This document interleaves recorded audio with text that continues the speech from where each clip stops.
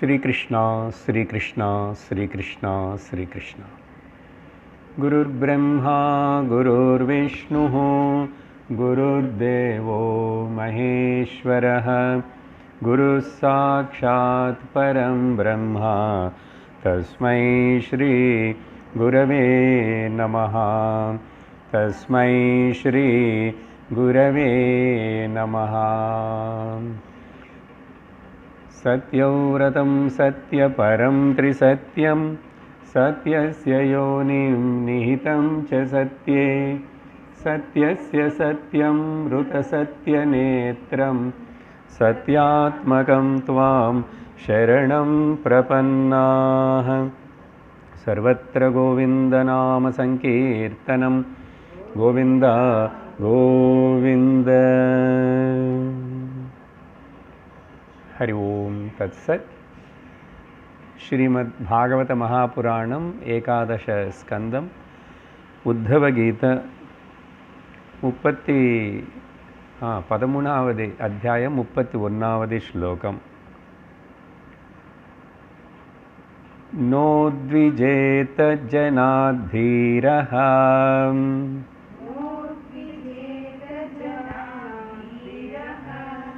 जनं चोद्वेजयेन्न तु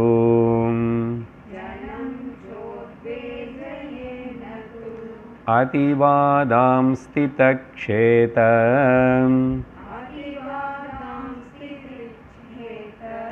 नावमन्येत कंचन देहमुद्दिश्य पशुवत् वैरं कुर्यान्न केनचित्।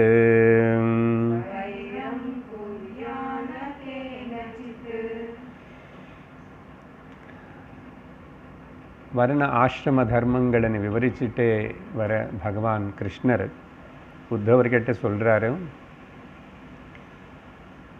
சந்நியாச ஆசிரமத்தில் இருக்கிறவன் எப்படி பிரவர்த்திக்கணும், அவனுடைய சுபாவம் எப்படி இருக்கும், எது மேலே முக்கியமாக அவனுடைய மனசு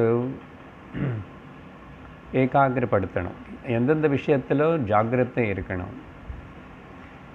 இங்கே பார்த்தா இப்போ பகவத்கீதையிலோ தெய்வ குணங்கள் பற்றி சொன்ன மாதிரி இங்கேயும் அப்படி தோணும். இந்த 31வது ஸ்லோகத்தில் என்ன பார்த்தோம்னா,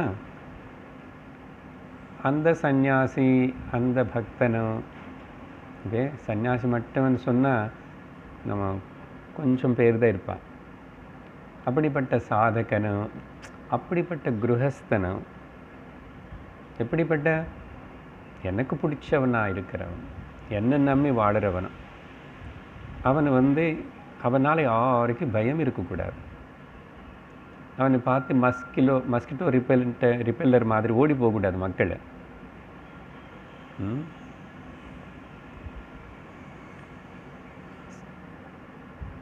Some people wherever they go they will give happiness to everybody.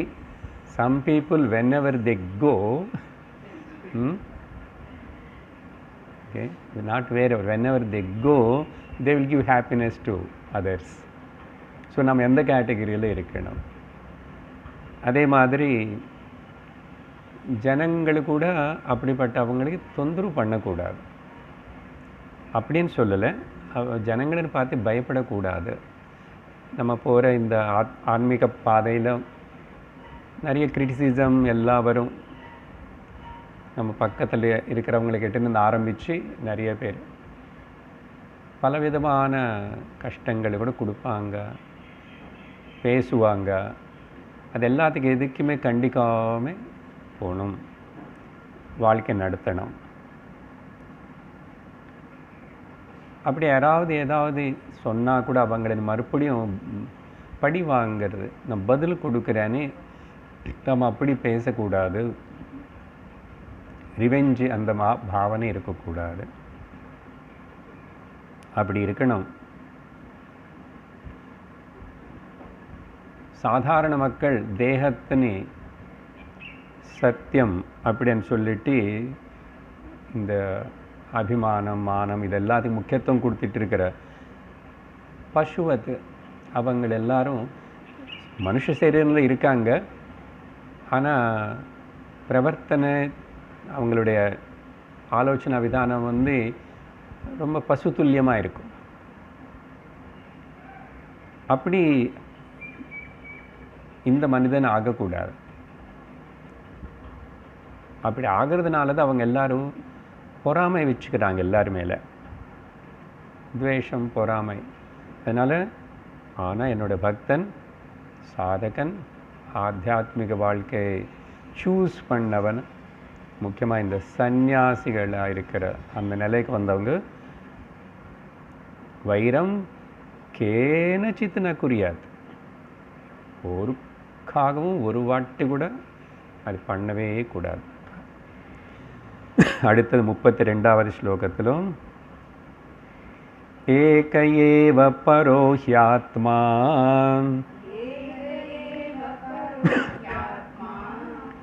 பூதேஷ்வாத்மன்யவஸ்திதः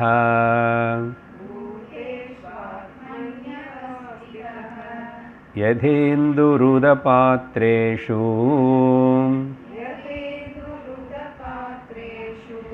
பூதான்யேகாத்மகானி ச.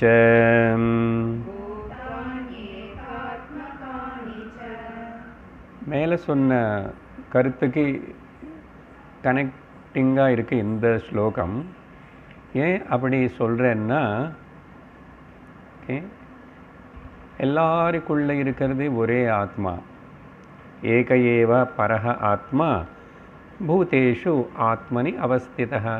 ஒரே ஆத்மா தான், ஒரே பரபிரம்மம் தான் எல்லா ஜீவராசிகளுக்குள்ளேயும் அதுதான் இருக்கு.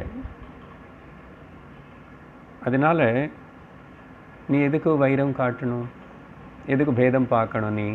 ஸோ மேலே ஸ்லோகத்துக்கு கனெக்டடாக இது எப்படி என்ன உதாரணம் கொடுக்குறாரு பகவான். நம்ம அடிக்கடிக்கு பேசுகிற உதாரணம் கொடுக்குறாரு.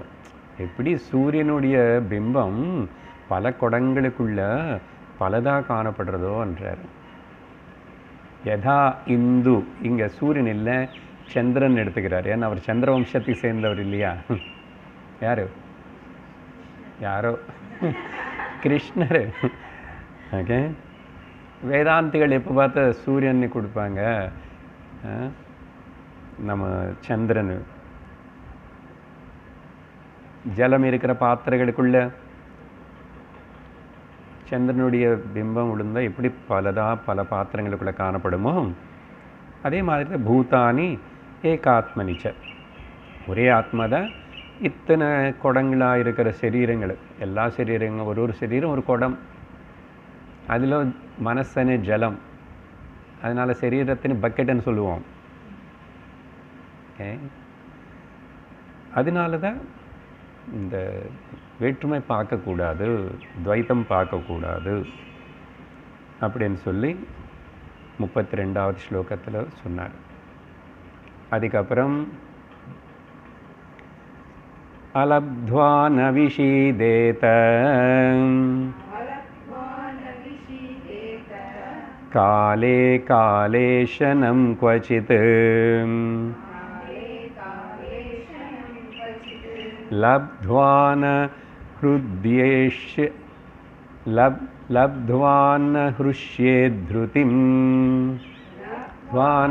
ஹ்ருஷ்யேத்ருதிம் அனுபயம் தைவதந்திரிதம் அனுபவம் இவ தந்திரிதம். என்ன சொல்கிறாருன்னு இந்த ஸ்லோகத்திலும், ஸோ இப்படிப்பட்ட சர்வத்தினு தியாகம் செஞ்ச சந்நியாசி. இப்போது நேராக சந்நியாசி பற்றியே பேசுவோம். நம்ம எல்லாம் ரொம்ப கம்ஃபர்ட் ஜோனில் இருக்கிறோம். நினச்சி பாருங்க, சந்நியாசம் எடுத்ததுக்கப்புறம் எந்த தன்னந்தனியாக சுற்றிட்டுருக்கிறவங்க, எந்த வீடு வச்சுக்கல, எந்த ஆசிரமும் கட்டிக்கல, ஏதோ புண்ணியக்ஷேத்திரங்கள் அப்படியெல்லாம் நதிக்கரைகள் அப்படியெல்லாம் போயிட்டே இருக்கிறது, கோவில்களுக்கு முன்னாடி போயிருந்து ஏதோ அப்போ பிக்ஷை வாங்கி சாப்பிட இப்படி இருக்கிறவர் எவ்வளோ தைரியமாக இருக்கணும். நிச்சயமாக எது மேலே ஆதாரப்படலை. எந்த ஃபோன் நம்பர்ஸு, அட்ரஸஸ்ஸு, ஏடிஎம் கார்டு எதுவுமே வச்சுக்கல. பணம் இருந்தால் அதன் ஏடிஎம் கார்டு நினச்சி பார்க்கணும். சன்னியாசிகள் அப்படி தான் இருந்தாங்க, இப்பவும் அப்படி இருக்காங்க சில பேர். நினச்சி பார்த்தாவே தெரியும் எப்படி அப்படி ஒரு பயமும் இல்லாமல், ஒரு செக்யூரிட்டி, ஒரு இது இல்லாமல் இருப்பான்.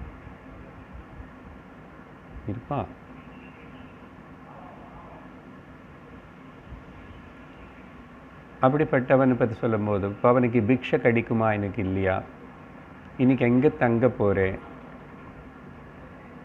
எங்கேயாவது சாயங்காலம் ராத்திரி ஆயிடுச்சு படுத்துக்கணும்னு அங்கே அவங்க எழுந்திரிச்சு போய் இங்கே படுத்தக்கூடாதுன்னு சொன்னால் எழுந்திரிச்சு போனோம். மரமா, கோவிலா, குகையா எதுவுமே தெரியாது. ஸோ என்ன சொல்கிறாருன்னா, தைரியம் అనేది நமக்கு எல்லாம் இருந்தே பயந்துட்டுருக்குறோம். ஸோ அட்லீஸ்ட் கொஞ்சமாவது நம்ம கூட எல்லாம் இருந்து நானே பயப்படுறேன். எல்லாருக்கும் பயம். எல்லா ಗೃಹಸ್ಥನಿಗೆ சுற்றி அத்தனை பேர் இருந்து, எல்லா பணம் இருந்து, பேங்க் அக்கௌண்ட் இருந்து, சொத்து இருக்கு, எல்லாம் இருந்து கூட பயம் இருக்கு. அதை அடிக்கடிக்கு கவனிச்சுட்டே இருக்கணும். ஏன் எல்லாம் இருந்து நானும் பயப்படுறேன்? அப்போ ஒன்றும் இல்லாதவன் எப்படி இருக்கிறான்? அப்படி அதை பார்த்து அதை தெரிஞ்சுக்கிட்டு, இல்லை சுற்றி இருக்கிற அநேக ஜந்துக்கள் இருக்கு பாருங்க, அது நம்ம ஏதோ அடிக்கிறோம் அப்படின்னா அது பயப்படுறதே. ஆனால் நாளைக்கு என்ன, மத்தியானம் என்ன, சாயங்காலம் என்ன, சப்பாத்தியா, தோசை. அந்த வாக்கிங் போகும்போது ஒரு பூனை அங்கே எவ்ரிடே அதோடைய பிரேக்ஃபாஸ்ட் டைமை நம்ம அங்கே உட்காந்துக்கு மரம் கட்டாது. அதுக்கு தெரியும் அங்கே அணில் குட்டி இறங்கி வரும். அதோடைய இது அது ரொம்ப நேரம் அப்படியே பார்த்துட்டு இருக்கும். அந்த பிரயத்தனம் பண்ணும் தவிர இன்றைக்கி கடிக்கலன்னு ஒரு வேளை என்ன ஆகும், மத்தியானம் எனக்கு பசிச்சா என்ன ஆகுமோ, சுகர் குறையுமா, எதுவுமே நினைக்கிறது இல்லை. அப்புறம் ஆகாயத்தில் ஒரு 2 கிலோமீட்டர் தூரத்தில் அந்த ஈகிள் அதே அப்படியே பறந்துட்டு தனியாக போயிட்டுருக்கு. வீசிங் வருமா, ஹார்ட் அட்டாக் வருமான்னு ஏதாவது பயந்துட்டு ஆகாயத்தில் பறந்துட்டு இருக்கும்போது ஜெனரலாக அப்படி பறவை விழுந்துறது எப்பவுமே நீங்கள் பார்க்க மாட்டீங்க. அதுக்கு முன்னாடியே தெரியும் அது சிக்காயிடுச்சுன்னா அதை பறக்காது இனிமே. அது கால் அடிப்பட்டு இப்படி இருந்தால் கூட, அதனால் அதெல்லாம் எப்படி இறந்து போகிறது நமக்கே தெரியாது. நம்ம சுற்றி இத்தனை இருக்க அது எப்படியோ தெரியாமல் இறந்து போகிறது தெரியவே தெரியாது.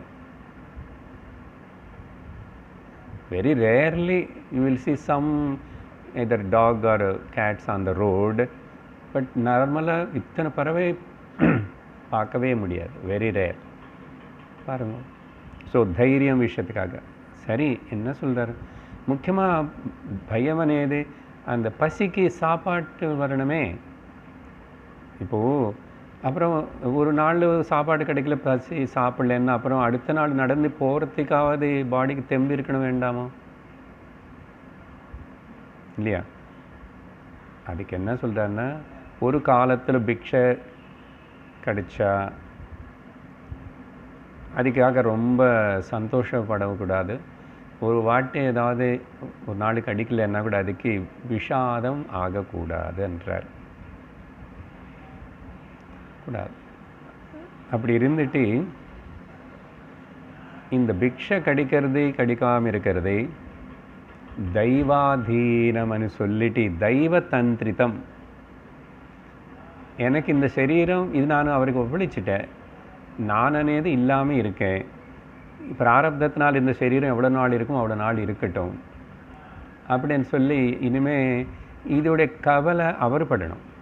பக்தாள் எல்லாரும் அப்படி தான், என்னை காப்பாற்ற வேண்டியது, என்னை சரியாக வச்சுக்க வேண்டியது உன்னுடைய பொறுப்புன்றான். நிறைய பேர் பாடியிருக்கான் அப்படியெல்லாம். பகவானே நான் சொல்கிறப்ப பாரு, நான் சொல்கிறேன் உனக்கு கையில் கொடுத்துட்டேன், எனக்கு தெரியாது ஒன்று. அடம் பிடிச்சி குழந்தை மாதிரி அப்படி இப்படி. நீ எப்படி வச்சுக்கணும் அப்படி வச்சுக்கோ பாருங்க. அந்த மாதிரி குழந்தை அம்மா கையில் இருக்க, குழந்தை ஏதாவது யோசிக்குமா, எங்கள் அம்மா என்னை நல்லா தூக்கிக்கிறாங்களே இல்லையா, சரியாக பிடிச்சிக்கலன்னா அவங்க செல்ஃபோன் பார்த்துக்கிட்டு என்னை பிடிச்சிக்கிட்டு கீழே போட்டேன். அது தெரியாது சார் அப்படி சொல்லக்கூடாது. என்ன தெரியாது. ஓகே, இந்த தெரிஞ்சதுனால தான் பெரிய ப்ராப்ளம். அவன் தெரியாமல் இருக்கிறது நல்லது, நிம்மதியாக இருப்பான். அது எவ்வளோ நிம்மதியாக தூங்கிக்கும். ஏன்னா அவன் குழந்தைன்னு பார்த்துக்கிற பொறுப்பு அம்மா. அது அம்மா சொல்லுவோம் இல்லையா, அந்த பூனைக்குட்டி ஒரே இடத்துல இருந்து மீ ஆகும் மை ஆகும் மை ஆகும் நீ யாரு கத்தும். அம்மா வந்து பிடிச்சி தூக்கிட்டு போனது அந்த சின்ன குட்டி. ஆனால் குரங்கு விஷயத்தில் வேறு, அது அம்மா வயிறு பிடிச்சிக்கிட்டு இதுதான் பிடிச்சிக்கணும் கட்டியாக. நீ கட்டியாக பிடிச்சிக்கோ, எனக்கு தெரியாது, நானும் வாங்கி போகிறேன். மர்க்கட கிஷோரம் மார்ஜால கிஷோர நியாயம். பக்தியில் இவங்க 2 விதமாக பேசுவாங்க வைஷ்ணவர்கள். ஸோ இதுக்கு என்ன, பகவத்கீதையில் பகவான் கொடுத்த இந்த ஆறுதல், ஆஸ்வாசம். அனன்யா சிந்தயந்தோ மாம் ஏ ஜனா பரியுபாசதே தேஷாம் நித்யாபியுக்தானாம் யோகக்ஷேமம் வகாமியமனே அவர் சொல்லியிருக்காரு. எனக்கு அனி ஒன்றும் ஆசை இல்லை அப்படி. அதுதான் சந்நியாசஸ்திதி. அப்போதான் பயம் போகும் தவிர பூர்ணமாக பயராகித்யம் வரணும்னா சரணாகத்தை இருக்கணும். அடுத்த ஸ்லோகம் 34. ஆஹாரார்த்தம் சமீஹேத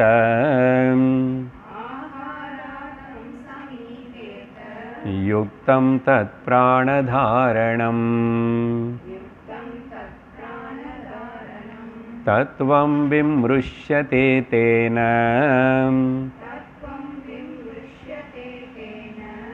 தத்விஜ்ஞாய விமுச்யதே.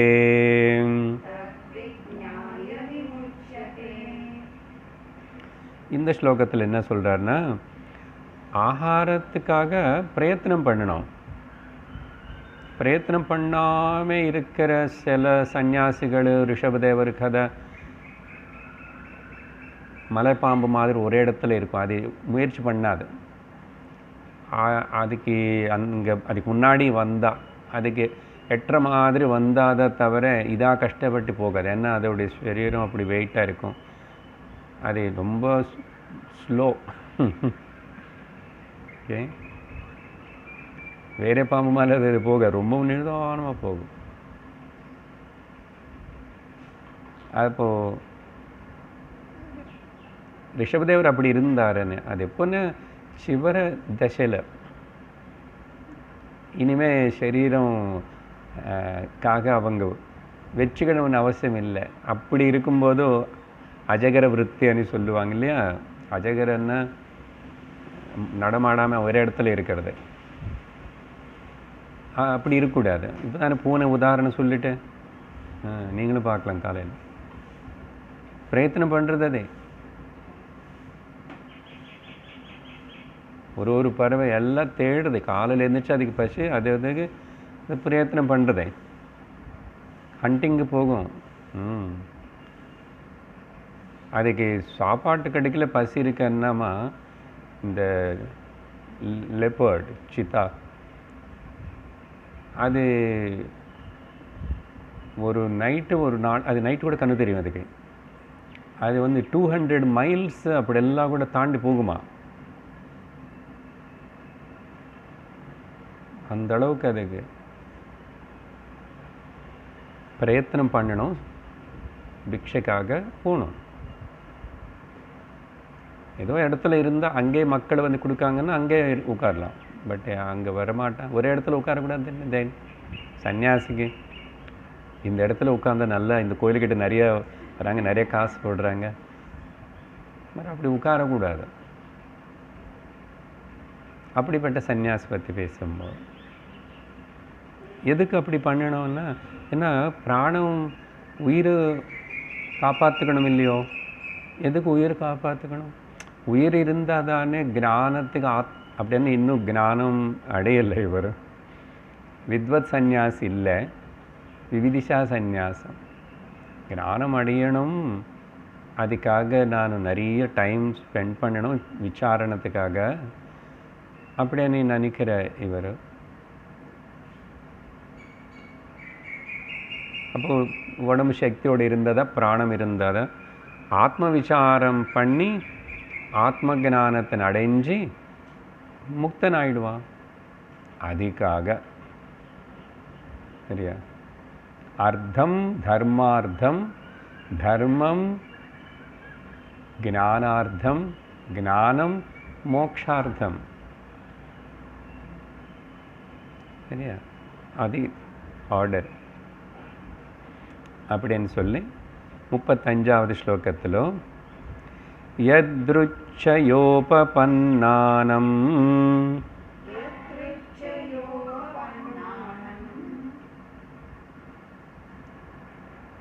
பன்னான் யத்ருச்சயோபபன்னான் அன்னமத்யாஸ்ரேஷ்டமுதாபரம் ததா வாசஸ்ததா ஷய்யாம் பிராப்தம் பிராப்தம் பஜேன்முனிஹி. அப்போ மேலே சொன்ன அந்த பிக்ஷ விஷயத்தினை சேர்த்து சொல்லும் போது இங்கே ஸோ போவே பிரயத்தனம் பண்ணுவேன். யத்ருச்சையா தெய்வானுகிரகத்தினால என்ன கிடைக்கிறதோ அது பிராரப்தத்துக்கு அதீனமாக இருக்கிற இல்லை ஈஸ்வர இச்சைனால் என்ன நடக்கிறோமோ, எதிர்ச்சைக்கு பேர் ஈஸ்வர இச்சை. என்ன ஆகாரம் கிடைக்கிறதோ அது கொஞ்சம் நல்லதாக இருந்தாலும் நல்லாமல் இல்லாமல் இருந்தால் கூடாம அதை சாப்பிட்ணும். அதே மாதிரி எந்த வஸ்திரம் கிடைக்கிறதோ அது கட்டுக்கணும், எந்த இடம் கிடைக்கிறதோ அந்த இடத்துல படுத்துக்கணும். இது கொஞ்சம் நமக்கு அப்ளை பண்ணிக்கிறோம். ஸோ வாழ்க்கையில் வானப்பிரஸ்தம் அது அந்த நிலை வந்தப்போ ரினன்சியேஷன் ஹிருதயத்தில் நிறைய வைராக்கியம் வளர வளர இனிமேல் சாப்பாட்டுக்கு வஸ்திரத்துக்கு நம்ம இருக்கிற இடத்துல நமக்கு வேண்டிய சுற்றி இருக்கிற ஃபெசிலிட்டிஸுக்கு ரொம்ப எதிர்பார்க்கக்கூடாது. மினிமம் எவ்வளோ மினிமமோ அவ்வளோ simple and neat useful good அவ்வளோ போதும். ஆகாரம் பற்றி சொன்னாலும் ட்ரெஸ் பற்றி சொன்னாலும் அதுதான் நமக்கு இங்கே சந்தேஷம். இந்த யத்ருச்ச அనే வார்த்தை வந்து பகவத்கீதையில் எல்லா இடத்துலையும் வரும். பாகவதம் ஆரம்பத்தில் கூட சுகதேவர் கங்கக்கரைக்கு எதிர்ச்சையாக வந்தார். ராமாயணத்தில் அந்த மந்திர 3 மாளிகைக்கு மேலே எதிர்ச்சையாக ஏறிட்டானாமா. எப்பவுமே ஏறாது, அது கூனி வேறு. ஆனால் அன்னைக்கு மட்டும் மேலே ஏறி எட்டி பார்த்தான் அயோத்தியா மொத்தம். வனவாசத்தில் பஞ்சவட்டியில் சூர்பனகா அதே ஸ்ரீரங்கத்திலேருந்து இங்கே பறந்து வந்தது. அங்கெல்லாம் இருக்கலாம். எதிர்ச்சையான்றார் வால்மீகி பல இடத்துல உபயோகப்படுத்துவார். பகவத்கீதையில் எங்கே பார்த்தோம்? முதல்ல அர்ஜுனனுக்கு பகவான் பேச ஆரம்பித்ததுக்கப்புறம் அவன் யத்ருச்சாயோபபன்னம் ஸ்வர்கத்வாரம் அபாவிருத்தம் சுகி நக்ஷத்ரியா பார்த்த லபந்தே ஈத்ருஷம். ஒரு ராஜாக்கு இப்படிப்பட்ட தர்ம யுத்தம் செஞ்சு அதில் இறந்து போய் ஸ்வர்க்கம் அடையிற அனே ஒரு பாக்யம்ன்றார். அது வந்து திருச்ச தானாக வந்துச்சுன்னா அப்போ இது க்ஷத்திரியனுக்கு. ஸ்வர்க்கத்வாரம் என்றார். ஒருவேளை நீ உனக்கு என்ன நஷ்டம், நீ வீரமரணம் அடைஞ்சு நீ இறந்து போனாலும் பரவாயில்ல, ஸ்வர்க்கத்தை போக போகிறேன். அது ஒன்றும் இல்லை. நமக்கு முக்கியமாக வேறு இடத்துல இப்போ இந்த சந்நியாசி விஷயம் சொல்கிறதுனால 4வது அத்தியாயத்தில் கூட யத்ருச்சாலாப சந்துஷ்டः துவந்த்வாதீதோ விமத்சரः சமசித்தாவசித்தௌ ச கிருத்வாபி ந நிபத்யதே. 4வது அத்தியாயத்திலேயே எது தானாக அதாவ கிடைக்கிறதோ அப்படி என்ன அர்த்தம், நம்ம பிரயத்தனம் செய்யவே மாட்டோம்னு சொல்லலை. பிரயத்தனம் செஞ்சதுக்கப்புறம் கூட அது எப்படி வருதோ ரிசல்ட் அது அப்படியே எடுத்துக்கிறது. ஸோ அந்த மாதிரி இந்த யத்ருச்சான்னா ஈஸ்வரானுகிரகம் நாளை எனக்கு கர்மத்துக்கு தகுந்த மாதிரி அவர் சப்ளை பண்ணுறார் எனக்கு அனே பாவத்தோடு இருந்துட்டு அதை ஸ்வீகரிச்சுக்கணும். நமக்கு கூட அப்படியே வாழ்க்கையில் நம்ம குழந்தைகள் நம்ம அவங்க பகவானால் கொடுக்கப்பட்டாங்க நம்ம கர்மத்துக்கு தகுந்த மாதிரி. அவங்க எப்படி இருக்கணும், அவங்களுக்கு எப்படிப்பட்ட வாழ்க்கை அமையணும், அவங்க என்ன புத்தியோடு அவங்க நடப்பாங்க, அவங்களுக்கு என்ன பிடிக்கும் எது பிடிக்காதன்னது நம்ம நினச்சிக்கிறோம். நம்ம சொல்லி கொடுத்து நிறைய செஞ்சான்னு சொல்லி கொடுக்கணும், தர்மம் காட்டணும், சதாச்சாரம் காட்டணும். ஆனால் அது எல்லாமே கண்டிப்பாக அவங்க ஏற்றுக்குவான் செய்வானோ. முக்கியமாக அது எல்லாமே நம்ம ஏதோ எக்ஸ்பெக்ட் பண்ணிட்டு அதுக்கு தகுந்த மாதிரி நடக்கணும்னு நினைக்க வேண்டாம். எக்ஸ்பெக்ட் பண்ணுறது தப்பில்லை, ஆனால் நடக்கிறது என்னமோ அது முன்னாடியே நிர்ணயமாயிருக்கு அப்படின்னு சொல்லிட்டு. ஸோ நம்ம நல்லதுன்னு எக்ஸ்பெக்ட் பண்ணுவோம், அதை அந்த எக்ஸ்பெக்டேஷன் தகுந்த மாதிரி நடந்தால் ஓகே, நடக்கலைன்னா ஓகே. இன்னொன்று, நம்ம எக்ஸ்பெக்டேஷன் நம்ம நினச்சது நல்லதுன்னு யார் சொன்னால், நான் நினைக்கிறேன், என்னுடைய பாவம் தானே அது. இங்கே நல்லதுன்னு அர்த்தம் அந்த ஜீவனுக்கு அப்படி நடந்துதான் அவன் அந்த கர்மத்தின்னு தீர்த்துக்கணும். ஆனால் நீ என்ன பார்க்குற, அவனுடைய பிராரப்தத்தில் நீ இன்டர்ஃபியர் ஆகிட்டு ரொம்ப கொடுப்புக்கிற நீ. அதனால ஒரு லிமிட்டேஷன் வரைக்கும் தான் அந்தந்த ஜீவனுக்கு ஒரு பிராரப்தம். ஆனால் இந்த சேர்ந்து இருக்கிறது குடும்பம் குழந்தைகளும் எல்லாமே கூட இட்ஸ் ஓன்லி ஜஸ்ட் ஒரு டிரான்சாக்ஷன். அதில் நான் டிஸ்டர்ப் ஆகக்கூடாது, அட்டாச் ஆகக்கூடாது, அப்புறம் என்னது பிடிவாதமாக இருக்கக்கூடாது. அதனால் என்ன ஆகும்னா friction, lot of friction. Okay, ரொம்ப ஜாக்கிரதையாக டீல் பண்ணிக்கணும். ஓவர் எக்ஸ்பெக்டேஷன் இருக்கக்கூடாது, ஓரளவுக்கு தான் எக்ஸ்பெக்டேஷன் இருக்கணும். அது கூட நல்ல விதத்தில் பகவானே இப்படி தோணுறது, இப்படி நினைக்கிறேன், அப்படி நடந்து ஆனால் அவர் மேலே டிபெண்ட் ஆகணும். இந்த அனந்த சக்தி எல்லாரையும் நடத்துகிற ஈஸ்வரன் மேலே ஆதாரப்பட்டு நானும் என் எக்ஸ்பெக்டேஷன் வச்சுக்கணும். அதனால தான் நிறைய பேர் பக்தி இருந்தையும் பகவான் மேலே நம்பிக்கை இருந்து கூட இப்படி ஏதாவது அவங்க எக்ஸ்பெக்டேஷனுக்கு ரொம்ப தாறுமாறாக நடந்துச்சுன்னா, ரொம்ப தாங்கிக்க முடியாத அளவுக்கு ஏதாவது நடந்துச்சுன்னா அப்புறம் பகவான் மேலேயே வெறுப்பம், பகவானே திட்டி பக்தியை நிறுத்தி அப்படியெல்லாம் பண்ணுறவங்க நிறைய பேர் இருக்காங்க. ஏன்னா தாங்க முடியல அவங்களுக்கு. ஏன் அப்படி இருக்கணும்? நீ பக்தன்னு சொன்னால் அந்த அளவுக்கு அப்படி இருக்கக்கூடாது. எல்லாம் உன்னால தான் நீ நினச்ச மாதிரியாக நடக்கணும்னு நினைக்கக்கூடாது. எல்லா பிரகிருதி நியத்தி, ஒரு தனி மனிதனுக்கு தனி ஒரு ஜீவனுக்கு அவனுடைய பிராரப்தம் అనేది அந்த கணக்கு தனி. இது புரிஞ்சுக்கிட்டு நடக்கணும். சரி, இது சந்நியாசி சொன்னால் கூட நமக்கு வேண்டி மாதிரி அப்ளை பண்ணிக்கிட்டு சொல்லிட்டோம். சௌச்சமாச்சமனம் ஸ்நானம் நது சோதனையாச்சரேத் அந்யாம்ஷ நியமான் ஞானி யதாஹம் லீலயேஸ்வரஹ. இப்போ கிராஜுவலாக கொஞ்சம் அந்த விஷயங்கள் கன்க்ளூஷனுக்கு வரணும்.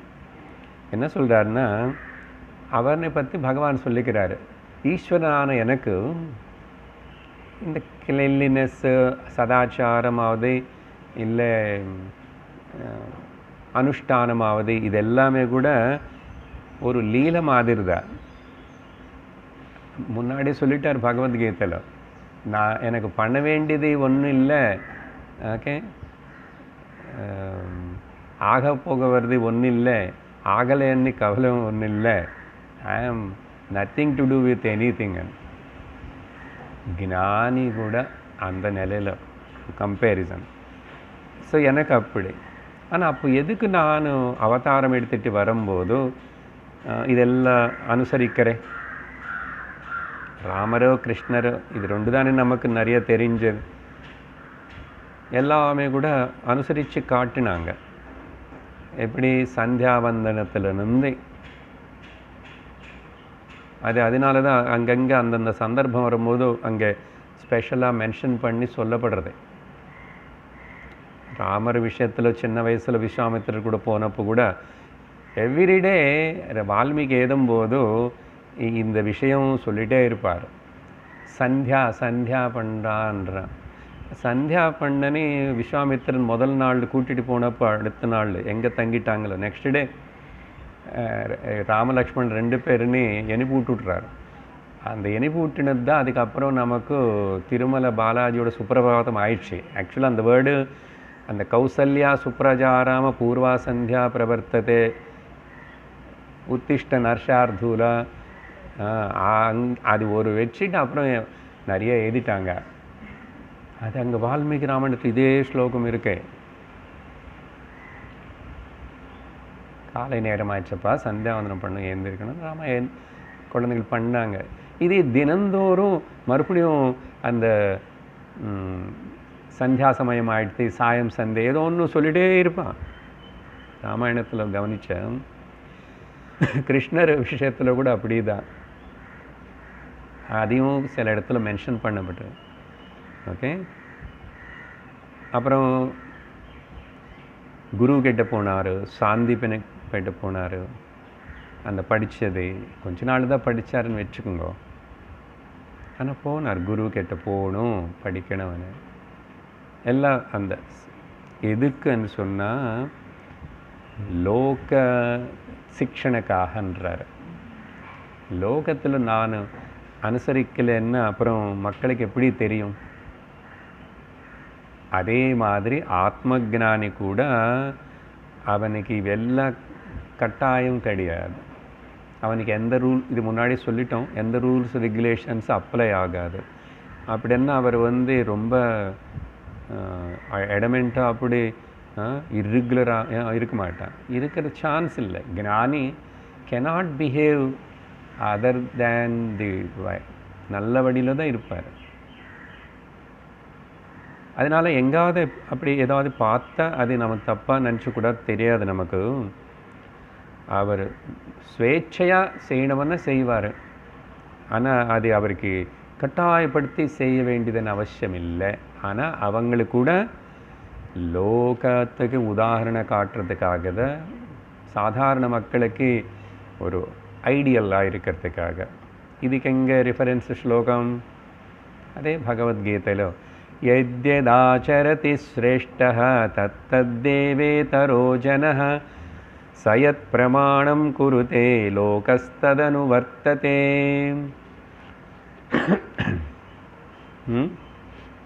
பகவத்கீதையில் 5வது அந்த ஜனகரை பற்றி அங்கே 4, 5 அங்கெல்லாம் சொன்னார்.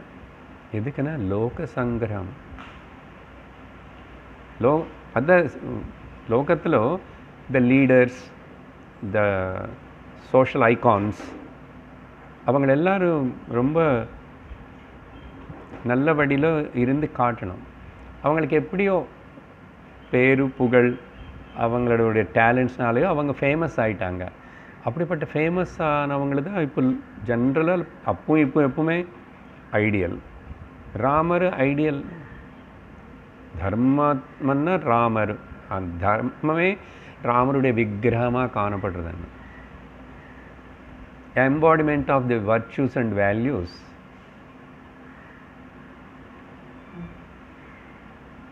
நம்ம குழந்தைகளுக்கு இப்படிப்பட்ட வேல்யூஸ் வர்ச்சூஸோடு இருக்கிற ஐடியல்ஸ் இல்லைன்னா அப்புறம் கிரிக்கெட் ஸ்டார் தான் பிக்சர் ஒட்டுக்குவான் ரூமில். ஏன்னா அவனுக்கு தெரிஞ்சது அது மட்டும்தான். பட் ஒரு சினிமா ஆக்டர் இது ஒட்டுக்குவான், கேர்ளாவது பாயாவது ஃபோனில் அதே வச்சுக்குவான். ஏன்னா அவனுக்கு அதுக்கு மேலே இன்னொரு ஐடியல். ராமர்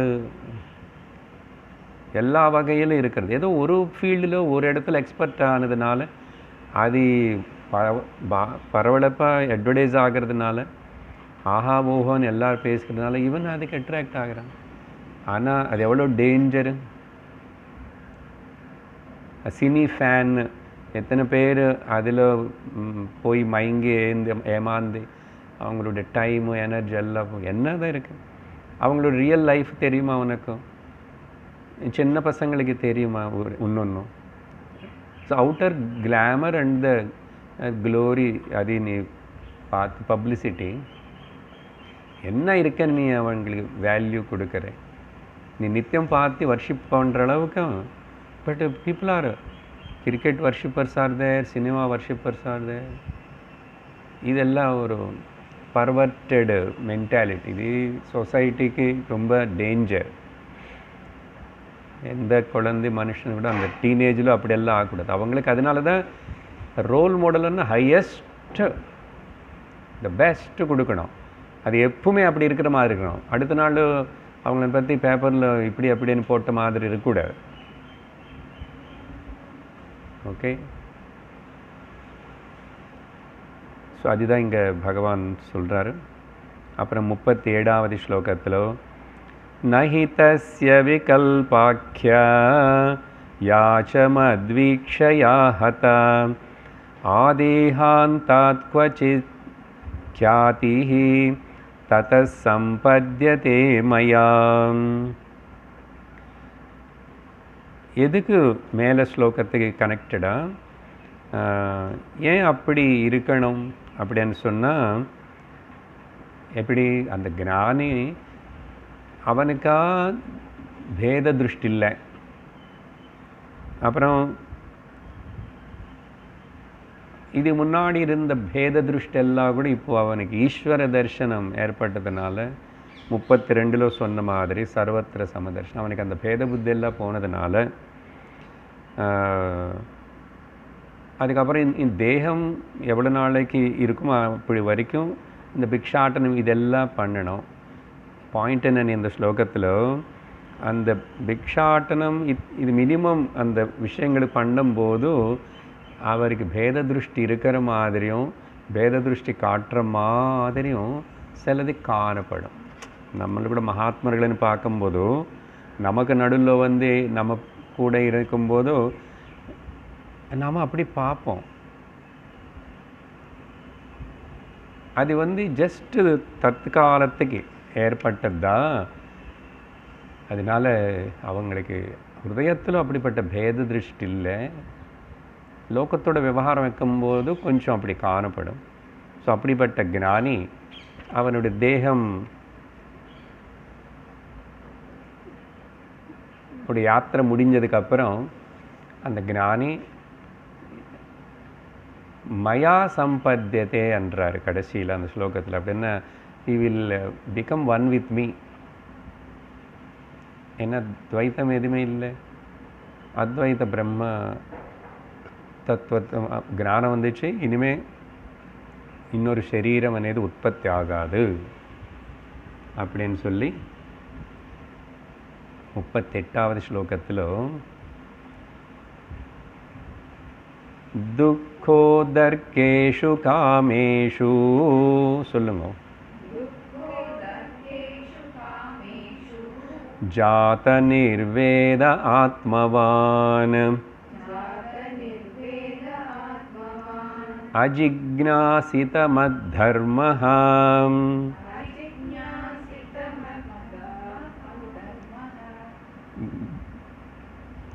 गुरुं मुनिमुपाव्रजेत्।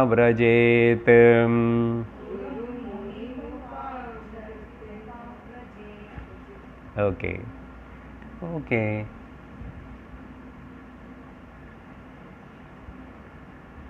இங்கே சில இந்த ஸ்லோகம் ரெண்டு முக்கியம். லோகத்தில் எந்த இந்திரிய சுகமாவது எதை பற்றி ஆசைப்பட்டால் கூட அதோடைய உத்தர பலம், அதுக்கப்புறம் ரிசல்ட் என்னென்னா துக்கம். அது எவ்வளோ சுகமானது இப்போ தற்காலத்துக்கு கொடுக்குற மாதிரி இருந்தால் கூட உத்தர பலம் என்றார். ஓகே, அப்போது துக்கமே அப்படின்னு தெரிஞ்சுக்கணவனும், அதனால் இந்த லோக சுகங்கள் லோக விஷயங்கள், இந்த accumulation of things is so much too. நேற்றுக்கு பகவத்கீதையில் ரொம்ப டீப்பாக அந்த விஷயத்தின்னு பேசிகிட்டே இருக்கிறோம். ஸோ இத்தனை அவனுக்கு வந்து வைராக்கியம் ஏற்பட்டு, ஓகே, ஜாத நிர்வேதமாயாத் நாஸ்தி அக்ருத கிருதேன ముండకోపనిషత్. నిర్వేద అనేది అర్థం వైరాగ్యం అని అర్థం. ఆత్మవానన్న వివేకం இருக்கிறவன் இப்போ. ஓகே சார், சன்னியாசி பற்றி சொல்லிட்டார், இப்போ ஏதோ சாதாரணமாக சொல்கிற மாதிரி இருக்கேன்னு நினச்சிக்கூடாது. சரி, நமக்கு சொல்கிறாருன்னு நினச்சிக்கோங்க. சந்நியாசம் எடுத்தால் கூட ஞானத்துக்காக அந்த சந்நியாசம் உபயோகப்படுத்தலைன்னா அது வேஸ்ட்டுன்னு சொன்னார் பகவான். அதனால் புத்தி விவேகத்தோட வைராக்கியத்தினை ஞானத்துக்காக உபயோகப்படுத்திக்கணும். அப்படிப்பட்ட புத்திசாலி என்ன பண்ணுவான், அப்படி ஒரு வேளை சந்நியாசம் எடுத்துக்கிட்டால் நல்ல வைராக்கியமும் வந்துச்சு, ஏதோ விவேகம் கொஞ்சம் சிந்தனை பண்ணுறான். ஆனால் கூட இன்னும் என்னை அடையிற உபாயம் அவனுக்கு தெரியலன்றார். என்னை அடையிற உபாயம் அவனுக்கு தெரியல. அப்படி என்ன அர்த்தம்? மதபரமான ரிலீஜியஸ் ஆக்டிவிட்டீஸ் ஏதோ பண்ணுறான், கர்மகாண்டா அது இதெல்லாம் பண்ணுறான், கொஞ்சம் அதில் பக்திக்கு சம்மந்தப்பட்ட விஷயங்களும் பண்ணுறான். எல்லோரும் சாதாரணமாக பண்ணுறாங்களே, நிறைய பேர் பண்ணுற மாதிரி காணப்படுவான், நிறைய பேர் பண்ணுறான். அட்லீஸ்ட் நம்ம நாட்டில், நம்ம ஊரில், நம்ம இருக்கிற இடத்துல இல்லையா, பக்கத்து வீட்டிலும் தீபம் ஏற்றுறாங்க, பக்கத்து வீட்டில் மணி அடிக்கிறாங்க, அவங்க வீட்டிலும் பண்டிகை கொண்டாடுறாங்க, அவங்களும் மாத்தோரிடம் கட்டுறாங்க, எல்லாம் ஏதோ செய்கிறாங்க, எல்லோரும் பண்ணுற மேக்ஸிமம் இல்லையா. அப்போது ஆனால் அவனுக்கு இன்னும் இல்லை ஆத்தியாத்மிகமனு கொஞ்சம் இந்த ஸ்ரவணமோ இதெல்லாம் கொஞ்சம் சாஸ்திரம் கேட்டுடுறான். ஆனால் இது எல்லாமே கூட இன்னும் அந்த லைன் ரொம்ப கிளியராக ஆகலை. நான் ப்ரோக்ரெஸ் ஆகிட்டுருக்கேன், நான் முன்னாடி போயிட்டுருக்கேன் அப்படின்னு சொல்லிட்டு தினம் வாரம் மாதம் அது கிடைக்க மாட்டேங்குது இவனுக்கு இன்னும். இல்லை நடுவில் டைவர்ட் ஆகி ஏதோ ஒரு மாதிரி செய்கிறான், உபதேசத்தினை அவ்வளோ கிரகிச்சுக்கிறது இல்லை. இப்படி இருக்கிறவனுக்கு என்ன வழி என்றார். இன்னொரு பாயிண்ட் இங்கே என்னன்னா, பகவான் சொல்கிறது, குருன்னு ஆசிரிக்காமே ஒரு சிஸ்டமேட்டிக் டீச்சிங்கு கைடன்ஸ் இல்லாமல், அந்த பாயிண்ட் மெயினாக மிச்சமெல்லாம் பண்ணிகிட்ருக்கிறான். எது நான் இப்போ சொன்னான்னு பாருங்க, ரிலீஜியஸ் ப்ராக்டிசஸ் பண்ணுறான், கொஞ்சம் ஆச்சார விவகாரங்கள் எல்லாம் பண்ணுறான்.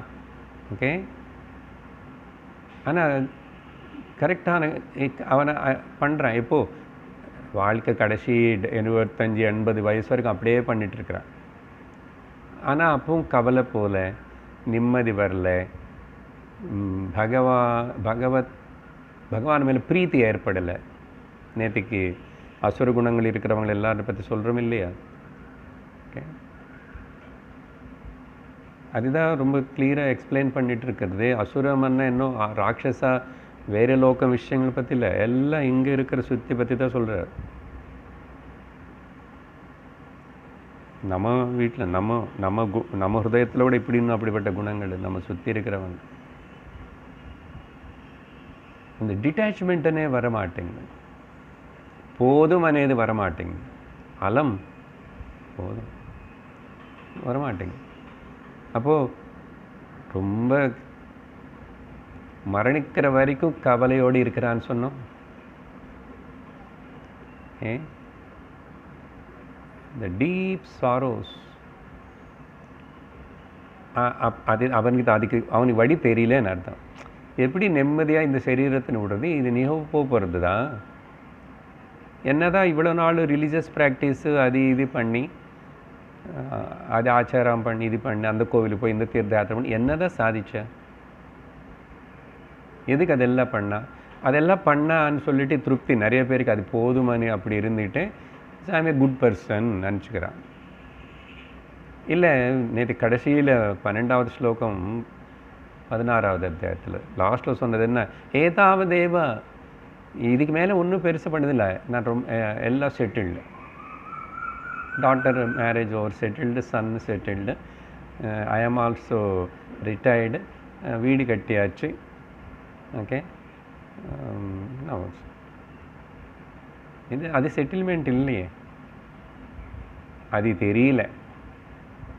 அப்போ எல்லாம் செட்டில் ஆயிடுச்சுன்னா நீ நிம்மதியாக இருக்கணும் இல்லையா? நீ நிம்மதியாக இருக்கியா, கவலைப்படாமல் இருக்கியா, டிசைர்ஸ் இல்லாமல் இருக்கிறியா, இன்னும் அதீதன்னு சொல்லிட்டு விவகாரத்தில் ஈடுபடுறியா? நீயே கணக்கு பண்ணிக்கோ, எவாலுவேட் பண்ணு. அப்படி இருக்கிறது இல்லை, அவனை பற்றி சொல்கிறார். ஓகே, சன்னியாசின்னு பக்கத்தில் வேங்கோ. சந்நியாசம் எடுக்கணும் நிஜமாக வரமுன்னா அவனுக்கு ஏதோ குரு இருக்காமே சந்நியாசம் அப்படி எடுத்துகிட்டு வரமாட்டான். ஞானம் வராமல் இருக்கலாம், அந்த மார்க்கத்தில் எப்படி போகணும் என்னான்னு சொல்லிட்டு அப்படி இல்லாமல் இருக்கிறவனை பற்றி சொல்லும்போதும் அப்போ அவன் என்ன பண்ணணுன்றீங்க? அவனுக்கு தெரியல என்ன, குரு கிட்ட போகணுன்றார். இப்போ 70 இயர்ஸ் நான் எங்கே சார் குரு கிட்ட போவேன், அதனால தான் வரமாட்டேன். யோசிச்சு பாருங்க, எங்கோ கொஞ்சம் பேர் சில இடத்துல சத் சங்கத்துக்கு வரான். இப்போது நீங்கள் எல்லோரும் லக்கி பேர்ட்ஸு. அது மாதிரி அட்லீஸ்ட் வயசாகி இனிமேல் என்ன தான் பண்ணுறாங்க? இப்போது 60-70 வயசு வந்துச்சுன்னா வந்து உட்கார முடியும், நடக்க முடியும்னு தோணும். இல்லை நீங்கள் நினைக்கிறீங்க, இல்லை சார் அவங்களெல்லாம் படித்து முடிச்சு தான் வீட்டில் உட்காந்துருக்காங்கன்னு சொல்லுவீங்களா? உங்களே தெரிஞ்சு உங்கள் வீட்டில் உங்கள் அம்மா அப்பா எல்லாம் படித்து முடிச்சுட்டு நிம்மதியாக இருக்காங்களா? உங்களை நிம்மதியாக விடுறாங்களா? ப்ரூஃப் அதுதானே, நம்ம வீட்டில் நம்ம கிட்ட இருக்க ப்ரூஃபு. அவங்க ஒழுங்காக பண்ணி செய்ய வேண்டிய விதமாக பண்ணி இல்லை அவங்க கடமை எல்லாம் செஞ்சுட்டாங்க. என்ன கடமை? பூனை நாய் கூட எல்லாம் வளர்த்துட்டு எல்லாம் கடமை பண்ணிவிட்டு விட்டுடுறது. அது பாருங்கோ, இதுதான் தப்பான அண்டர்ஸ்டாண்டிங்கு. அவங்கள பற்றி தான் பகவான் சொல்கிறார். அதனால் சீக்கிரமாகவே குரு கிட்ட வந்து சாஸ்திரம் என்ன, அது அத்தியனம் என்ன, அட்லீஸ்ட் நிறைய வருஷம் கேட்டு வச்சுக்கிட்ட இனிமேல் வர முடியாது, கண்ணு தெரியாது, காது கேட்காத சமயத்தில் கூட நீ எப்படியோ அதிலே ஈடுபடுவேன். How many elderly old people are involving in the real spirituality? இப்போது நம்ம பெற்றோர்களை பற்றி நம்ம குற்றம் சொல்லக்கூடாது, அவங்க தெய்வந்தான். ஆனால்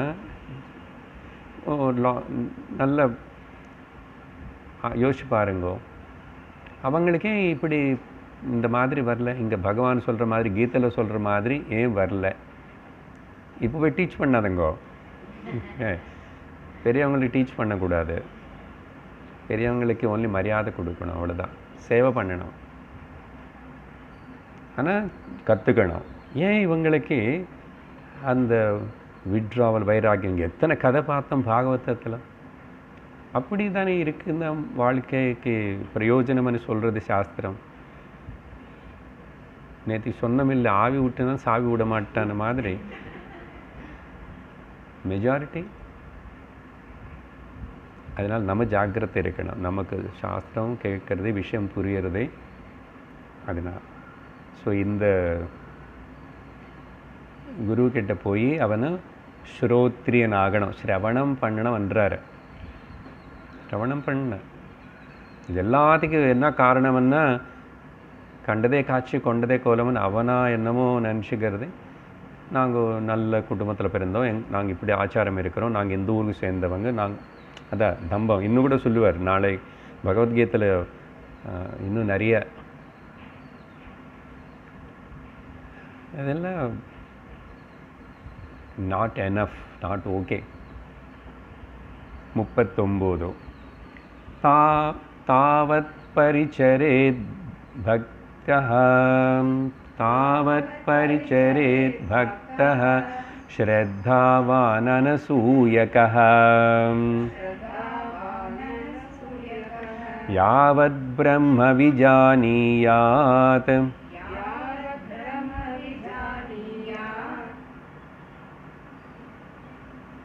மமேவ குருமாத்ருதः.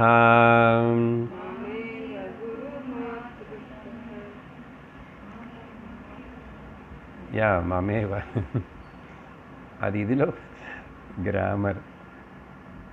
இப்போ மேலே சொன்ன விஷயத்துக்கு இங்கே ஒரு கிளியர் விஷன் கொடுக்குறார் பகவான். ஸோ அப்படிப்பட்ட முதல் என்னன்னா, அப்படிப்பட்ட என்னுடைய பக்தன்.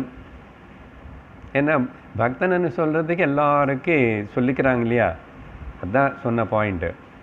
நான் சன்னியாசி, ஞானி, வானப்பிரஸ்தி இதெல்லாம் புரியாது. பக்தி நான் பக்தன் தான், நான் பெருமாள் பக்தன், முருகன் பக்தன், அதெல்லாம் இருக்கு. அப்படின்னா பக்தி అనేది ரொம்ப முக்கியம், அது அந்த எலிமெண்ட்டு. ஸோ என்னுடைய பக்தனை வந்து எவ்வளோ நாளைக்கு அந்த ஞான நிஷ்டை, ஞான விஷயம், மனனம், சிரவணம், மனனம் நிறையா நடக்கிற வரைக்கும் அவன் வந்து எந்த குரு கிட்ட போய் குருவை ஆசிரிக்கணும் முதல்ல. இங்கே பாயிண்ட் என்ன தெரியுமா, நீ என்னோடய பக்தனை சொன்னால் நீ குரு கிட்ட போ, நான் நேராக வந்து பேச மாட்டேன், நான் பேசினதை குரு சொல்லுவார். நான் பேசினது புஸ்தகம் உன்னை வீட்டில் வச்சுக்கிட்டான்னு சரி நீ படிக்க மாட்டேன், நீ படித்தாலும் உனக்கு புரியாது. பாருங்க, அதான் குரு கிட்ட போய் என்ன பண்ணோம், என்னை எப்படி நீ பக்தியோட ஸ்ரத்தையோட ஆராதிச்சு நம்பி இருக்கியோ அதே அளவுக்கு ஈஸ்வரோ குருராத்மேதி மூர்த்தி பேத விபாகினே. ஈஸ்வரனுக்கு குருவுக்கு ஆத்மக்கு வித்தியாசம் இல்லை, மூணு ஒன்று தான். அப்படி இருந்து ஒரு நல்ல ஒரு விஷயம் சொல்கிறார். ஸ்ரத்தாவான் அனசூயகா அப்படின்னா, ஒரு குரு கிட்ட போய் சாஸ்திரம் சொல்லிக் கொடுக்குற குரு దగ్గర போய் கேட்கணும், படிச்சுக்கணும்னா முதல் ஸ்ரத்தை இருக்கணும். அந்த ஸ்ரத்தைக்கு அடிப்படையாக 100 வார்த்தைகள் சொல்லலாம், இப்போ டைம் இல்லை. அதே மட்டும் இல்லை, அனசூயகா, நீ போன அந்த குரு அவர்கிட்ட அவரில் குறை பார்க்காத. அனசூயக்கான்னா குறை, தப்பு கண்டுபிடிக்கிறதை அது பண்ணாத, அது உன்னோட வேலை இல்லை. அப்படின்னா நீ நார்மல் திருஷ்டியோட எல்லாம் நீ பார்க்குற மாதிரி பார்க்காது. அதுக்கு தான் என்ன மேலே ஸ்ரத்த இருக்கு மாதிரி அனசூயக்கா. Okay, don't find any faults with the teacher. அப்படி இருந்து ஆத்ருதா ரொம்ப ஆதரவு, மரியாதை, கௌரவம், பக்தி, ஸ்ரத்தா, சரண்டர் நேச்சர் இதெல்லாம் இருந்துட்டு பரிச்சரேத் சேவை பண்ணணும். எவ்வளோ நாள்? யாவத்து தாவத்து. ஓகே, உனக்கு எப்போ வரைக்கும் தாவத் பிரம்ம விஜானியாதேவ, எஸ் ஞானனிஷ்ட ஏற்பட வரைக்கும். ஓகே, கிருத்தகிருத்தியோஸ்மி தன்யோஸ்மி அனே எல்லா குரு சொல்லி கொடுத்தார், படித்தேன், கேட்டேன், ஆஹா அப்படின்ன வரைக்கும் தாவத்து பிரம்ம நிஷ்ட விஜானியாது, பிரம்மன்னு தெரிஞ்சுக்கிறான். பாருங்க, இந்த வார்த்தை ஒன்று ஒன்றும் கிருஷ்ணா அவர் பேர் சொல்கிறார், பிரம்ம வார்த்தை உபயோகப்படுத்துகிறாரு அப்படின்னு. பிரம்மம் ஒன்று தான், அது தெரிஞ்சுக்கணும்.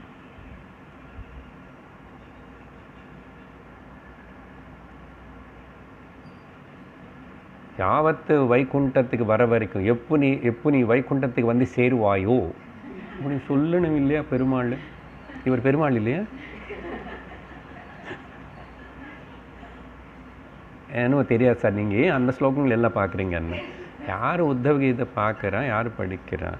பெருமாள் பேர் சொல்லிட்டு எல்லாம் தள்ளிக்கிட்டே போக வேண்டியதுதான். ஒரு நாளைக்காவது, ஒரு நாளைக்கு அப்புறமாவது அப்படி ஒரு நல்ல இன்ஸ்ட்ரக்ஷன் கொடுத்தார். ஓகே, குரு முக்கியம். குரு கிட்ட போனால் எப்படி இருக்கணும், எந்த பாவத்தோடு இருக்கணும். அடுத்தது 40வது ஸ்லோகம். யஸ்த்வசம் யத ஷட்வர்கஹ பிரச்சண்டேந்திரிய சாரதிஹ ஞான வைராக்யரஹிதஹ திரிதண்டமுபஜீவதி. இங்கே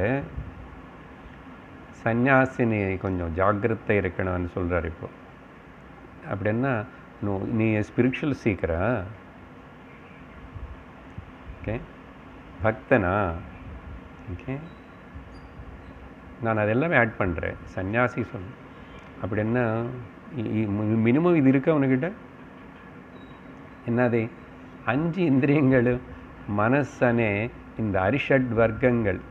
ஆக்சுவலி அரிஷட் வர்க்கம் சொல்லக்கூடாது, ஷட்வர்கன்றார். நம்ம அரிஷட் வர்க்கான்னு பேசுவோம் இல்லையா? அரி என்ன? சத்ரு. ஹரிவராசனம், அறிவி ஹரி అది హరిద అంగ అంద పాటలో హరివిమర్దనం నిత్య నర్తనం అని వార్త. హరి అన్న అంగ శత్రు.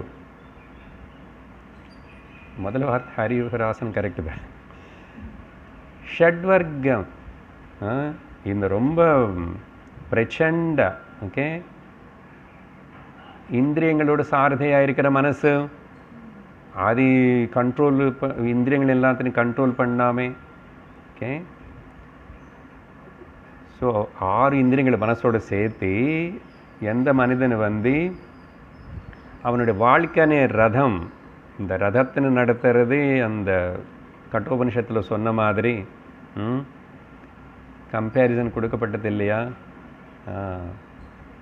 ஆத்மானம் ரதினம் வித்தி தேகம் ரதம், ஓகே, புத்தி சாரதி, மனசு இந்த கடிவாளம், இந்திரியங்கள் குதிரைகள். அப்படின்னு ஆனால் அப்போது இது கண்ட்ரோல் இல்லாமல் இந்த வாழ்க்கையான ரதம், இந்த போகிற மார்க்கம், அப்புறம் என்னாச்சு, புலங்கள், குதிரைகள் அது இஷ்டத்துக்கு நான் கொண்டு போகிறோம். அந்த இந்திரியங்கள், அதுதான் சொல்கிறாரு. இந்திரியங்களே சாரதிகள் ஆயிட்டான். மனசு கண்ட்ரோல் பண்ண வேண்டியதுக்கு பதிலாக. அப்படி இருந்தால் என்ன ஆகும்? அப்படி என்ன அர்த்தம்? உனக்கு வைராக்கியமும் இல்லை, ஞானமும் வராது. ஸோ ஞான வைராக்கியங்களுக்காக யூஸ் பண்ணாத உன்னுடைய ரிலீஜியஸ் லைஃப் ஸ்டைல், உன்னுடைய ஸ்பிரிச்சுவல் லைஃப் ஸ்டைல், உன்னுடைய சந்நியாச ஸ்திதி, ஓகே, இது இல்லாமல் சந்நியாசி ஆயிடுச்சுன்னா என்னதான் பிரயோஜனம்ன்றார். புரியுதா? ஸோ ஞான வைராக்கியங்கள் வளராத இப்படிப்பட்ட அது வரணும்னா கண்டிப்பாக இது நியமத்தில் இருந்து அது வளரும். அப்படி இல்லாமல் யாராவது சந்நியாசி அந்த சிஹ்னங்கள், துணி மொட்டை அடிச்சு ஏதாவது அப்படி இருந்தால் இப்போ டைரக்ட் அட்டாக் பண்ணுறாரு. அது கேவலம் வயிற்று பொடுப்புக்காக தான், அது கேவலம் வயிற்று பொடுப்புக்காக தான்ன்றார். திரிதண்டம் உபஜீவதி அப்படின்னா அந்த அவங்களுக்கு தண்டம் இருக்கும், அது எல்லாம் இருக்கும், வேஷம். அது ஆனால் நடக்க வேண்டியது நடக்கலை, அது கேவலம் ஜஸ்ட் ஷோ ஆஃபுக்கு தான். And only for you survival, you will get nice பிக்ஷா, அதெல்லாம் இருக்கும், பிரயோஜனம் இல்லைன்றார். அப்படி சொல்லி 41வது ஸ்லோகம்.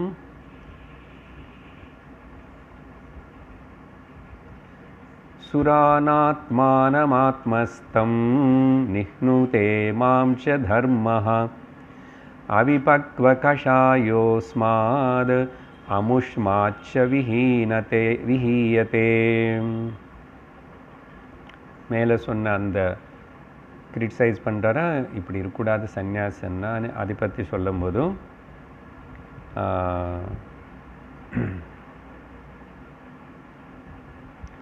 யாருக்கு ராகத்வேஷங்கள் விட்டி போகாமே, ஆனால் சந்நியாசம் எடுத்துக்கிட்டான், சந்நியாசம் எடுத்ததுனால கர்மங்கள் எல்லாம் செய்யாமல் இருக்கலாம், எந்த கர்ம நிபந்தனம் இல்லை.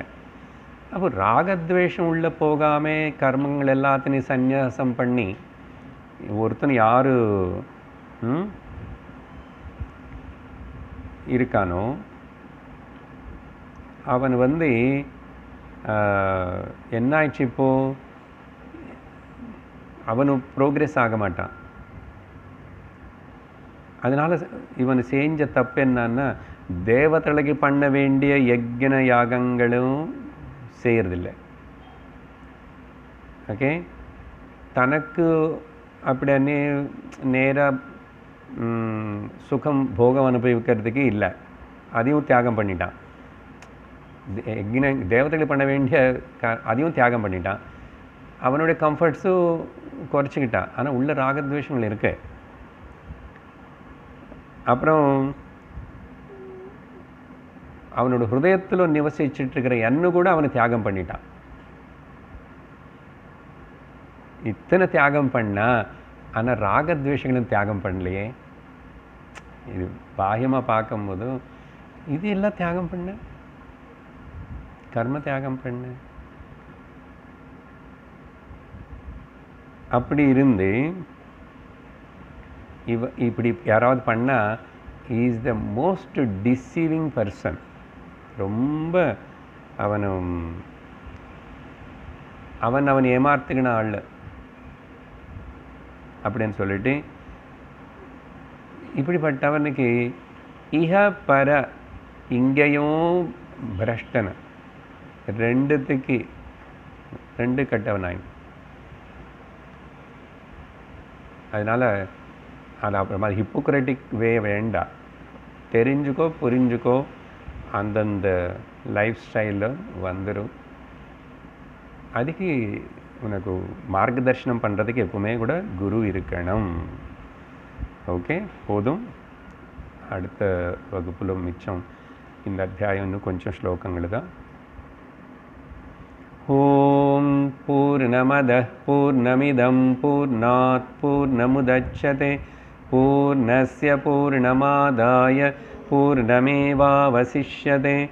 ஓம் சாந்தி சாந்தி சாந்தி. ஹரி ஓம் ஸ்ரீ குருப்யோ நமः. ஹரி ஓம். ஹரி ஓம் தத்சத்.